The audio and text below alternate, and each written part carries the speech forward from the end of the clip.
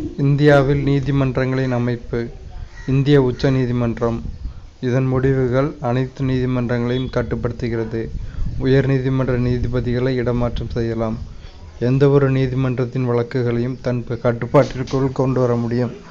வழக்குகளை ஒரு உயர் நீதிமன்றத்திலிருந்து மற்றொரு உயர் நீதிமன்றத்திற்கு மாற்றலாம். உயர் நீதிமன்றம் கீழ் நீதிமன்றங்களிலிருந்து வரும் மேல்முறையீடுகளை விசாரித்தல். அடிப்படை உரிமைகளை பெறுவதற்காக நீதி பேராணைகள் வழங்கும் அதிகாரம். மாநிலத்தின் எல்லைக்குள் உள்ள வழக்குகளை விசாரிக்கும் அதிகாரம். கீழ் நீதிமன்றங்களை கண்காணிக்கும் மற்றும் கட்டுப்படுத்தும் அதிகாரம். மாவட்ட நீதிமன்றம் மாவட்ட எல்லைக்குள் எழும் வழக்குகளை கையாளுகிறது.